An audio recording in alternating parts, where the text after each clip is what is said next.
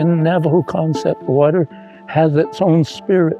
It gives life, it gives sustenance to every species of plants, every species of animal.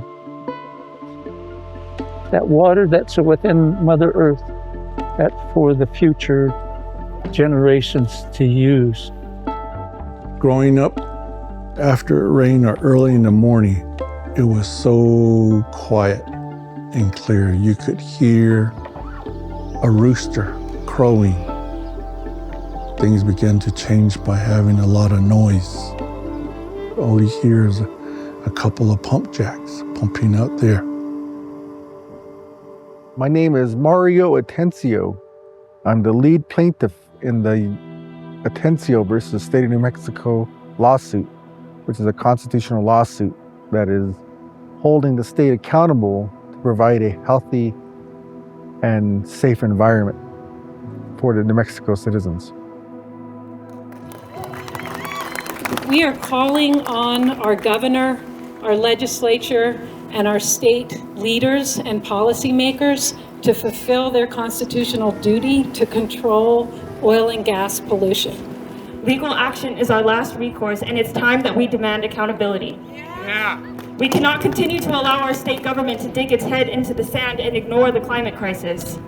And that is what we know today as we take this historic step as land and water protectors and defenders, demanding justice and a livable future. Thank you. When school started in the fall, I noticed a lot of the students were using inhalers. So we know that a lot of the well sites were spewing out a lot of pollution. In the state of New Mexico, fracking permits are granted without any kind of public health or environmental protections guaranteed. And what youth across the state are seeing is not only this existential threat of the climate crisis, but we're seeing that our state economy is directly dependent on the industry that's causing it, and they're seeing the direct harm to their health and their livelihood. Our state does not ensure that there are penalties or ensure that there is an effective cleanup and remediation process of these spills. And frankly, it threatens the public health of those who are within the region of these spills and also threatens the sacred lands.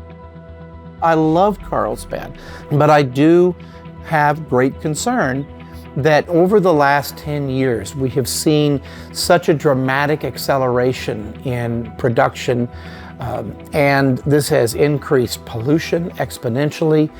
A few years ago, we could drive around south of town and it was beautiful desert land, and now it looks like an industrial wasteland. What you're looking at right now is 6 natural gas pipelines that are running through my backyard. Many of us live with frack sites, flares, and many other forms of oil field equipment outside of our homes. The reason that I chose to participate in this lawsuit was to show the state that they have failed in their duty to ensure a safe and healthy future for Permian residents. Out here, we have plants that are still edible and still are harvested. So there's this whole life living out here that's dwindling in numbers because it's not so fresh out here anymore. When the extractive industries have desecrated these landscapes by over-extraction, by contaminating water, that is a direct impact to our culture as Indigenous people, which is why we are involved in this lawsuit. Because if our land and our water and our plant and animal relatives cease to exist, then we as Native Indigenous people also cease to exist as well. I joined the lawsuit because I want to hold the state of New Mexico, Constitution, and the governor accountable for all the pollution that is going on now.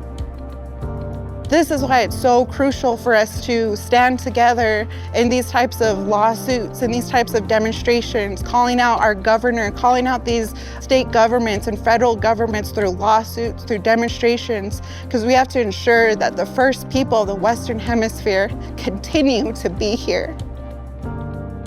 I'm only 20 years old, and it's not predicted to get better anytime soon. In fact, science says it's only going to get worse throughout my lifetime. It's horrifying, but it's also, that's what pushes and drives me to do this work and continue this fight. We want New Mexicans to see themselves in this lawsuit because we are fighting for the protection of land, air, water, and the sacred. We're raised to be stewards of the land. Our instructions for our grandmas or grandpas: take care of Mother Earth. In return, Mother Earth will take care of you.